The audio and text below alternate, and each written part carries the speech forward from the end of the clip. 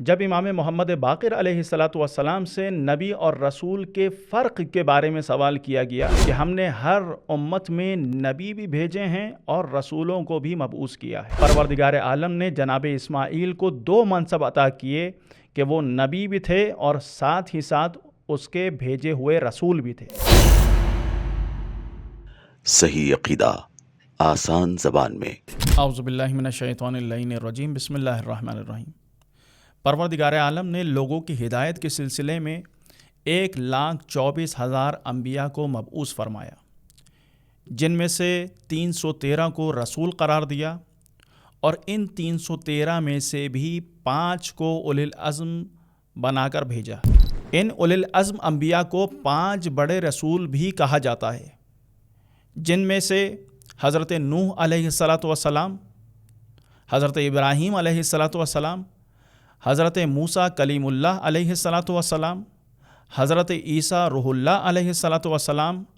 اور ان تمام 5 بڑے رسولوں میں سب سے بڑی جو شخصیت ہیں اور سب سے بڑے جو نبی ہیں اور خاتم الانبیاء، افضل الانبیاء، اشرف الانبیاء ہیں، وہ ہمارے نبی حضرت محمد مصطفیٰ صلی اللہ علیہ وآلہ وسلم ہیں۔ اب یہاں سوال یہ ہے کہ نبی اور رسول میں فرق کیا ہے؟ تو نبی اور رسول میں فرق یہ ہے کہ نبی حامل وحی کو کہا جاتا ہے، جس کا کام وحی کو لینا ہے، جبکہ اس کے مقابلے میں رسول عامل وحی کو کہا جاتا ہے، یعنی جو وحی کو لیتا ہے اور لینے کے بعد اس کو پہنچانے کی بھی ذمہ داری اس پر عائد ہوتی ہے۔ جب امام محمد باقر علیہ الصلاۃ والسلام سے نبی اور رسول کے فرق کے بارے میں سوال کیا گیا تو امام علیہ الصلاۃ والسلام نے فرق کو اس انداز میں بیان کیا کہ ارشاد فرمایا، النبی الذی یری فی المنام ویسمع الصوت ولا یعاین الملک، کہ نبی وہ ہوتا ہے کہ جو خواب میں فرشتے کو دیکھتا ہے، اس کی آواز کو بھی سنتا ہے، لیکن اس فرشتے کو دیکھ نہیں پاتا، جبکہ اس کے مقابلے میں رسول وہ ہے کہ جو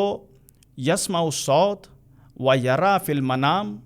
و یعاین الملک کا مصداق ہوتا ہے، یعنی رسول وہ ہے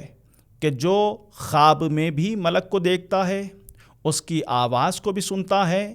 اور اس ملک کو در حقیقت دیکھنے کا بھی متعامل ہوتا ہے۔ گویا نبی اور رسول میں فرق یہ ہوا کہ امام باقر علیہ الصلاۃ والسلام فرما رہے ہیں کہ نبی وہ ہوتا ہے جو ظاہر میں ملک کو نہیں دیکھتا،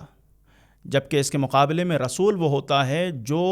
باقاعدہ ملک کا، فرشتے کا مشاہدہ کرتا ہے اور اسے دیکھ پاتا ہے۔ قرآن مجید میں پروردگار عالم بیان فرما رہا ہے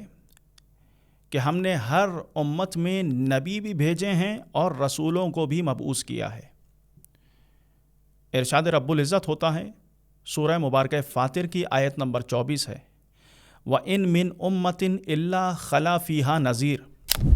کوئی امت ایسی نہیں ہے کہ جس میں ہم نے نذیر کو یعنی نبی کو نہیں بھیجا ہو۔ اور اسی طرح سے پروردگار عالم سورہ مبارکہ نحل کی آیت نمبر 36 میں ارشاد فرماتا ہے، وَلَقَدْ بَعَثْنَا فِي كُلِّ أُمَّةٍ رَسُولًا، ہم نے ہر امت میں ایک رسول نمائندے کے طور پہ مبعوث کیا ہے۔ پروردگار عالم نے اپنے ان بھیجے ہوئے نمائندوں میں سے بعض کو فقط منصب نبوت عطا کیا اور نبی بنایا۔ قرآن مجید میں پروردگار عالم ارشاد فرما رہا ہے، وَاذْكُرْ فِي الْكِتَابِ اِدْرِيسَ إِنَّهُ كَانَ صِدِّيقًا نَبِيًّا، اے حبیب جناب ادریس کا ذکر کیجئے اور انہیں یاد کیجئے کہ ہم نے انہیں صدیق اور نبی بنا کر بھیجا۔ اسی طرح سے پروردگار عالم نے اپنے ان بھیجے ہوئے نمائندوں میں سے بعض کو نہ صرف یہ کہ منصب نبوت عطا کیا بلکہ ساتھ میں رسالت بھی عطا کی۔ پروردگار عالم قرآن مجید میں ارشاد فرما رہا ہے، وَاذْكُرْ فِي الْكِتَابِ اسماعیل إِنَّهُ كَانَ صَادِقَ الْوَعْدِ وَكَانَ رَسُولًا نَبِيًّا، کہ اے حبیب اس کتاب میں جناب اسماعیل کو یاد کیجئے جو صادق الوعد بھی تھے اور رسول بھی تھے اور نبی بھی تھے۔ گویا پروردگار عالم نے جناب اسماعیل کو 2 منصب عطا کیے کہ وہ نبی بھی تھے اور ساتھ ہی ساتھ اس کے بھیجے ہوئے رسول بھی تھے، جبکہ پروردگار عالم نے بعض اپنے نبیوں کو جہاں رسول بھی بنایا وہیں انہیں اولو العزم بھی بنایا، یعنی 5 بڑے انبیاء میں سے قرار دیا، جس کی ایک مثال ہمارے نبی کریم حضرت محمد مصطفیٰ صلی اللہ علیہ وآلہ وسلم ہیں کہ نبی بھی ہیں، رسول بھی ہیں اور اولو العزم بھی ہیں۔